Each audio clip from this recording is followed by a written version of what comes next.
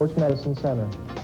For additional information on tonight's subject, call 1-800-741-1517 or write to P.O. Box 7188, Columbus. You know, it's been about 7 years now since female athletes began to compete on the gridiron, and nobody has been more successful than Sequoyah High's Angie Mickel. Our Edie Hewlett and the Prep Sports Plus team traveled to Canton to bring you this story tonight. You know how some mothers are about having their sons playing football. Most think it's too rough of a sport and encourage them to get involved in something else. But then there's Sequoyah's Angie Mickel. That's right, a girl who wanted to play football. She talked to her mom about it, and guess what happened? She encouraged me to do it.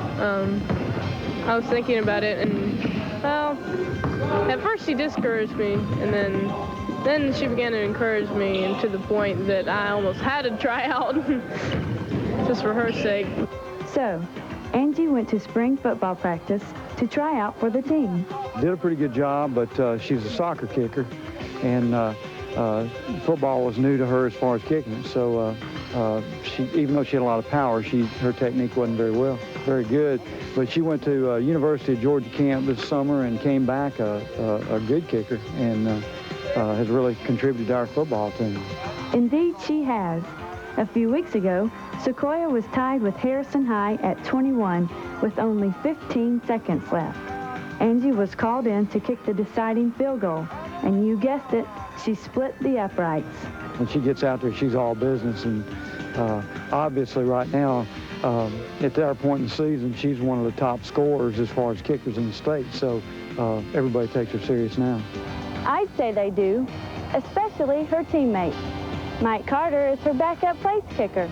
And how does he feel about playing behind a girl? It's hard to face, you know, but it's kind of neat because you actually, it's different because, you know, a girl doesn't come out every day, and it's pretty neat because we get a lot of publicity. Most teams say stuff like, you have to have a girl to win and stuff, but I think it's really good for us because, you know, we can win with a girl. She's great. Angie also letters in 4 other sports: tennis, basketball, soccer, and volleyball. She is one of the most dominating hitters and blockers in the state of Georgia. As a third-year school, we weren't real competitive our first year, and in the 2 years that Angie's been here as a volleyball player, we've been 60-19, including 39-7 this year, where we also finished 5th in the state.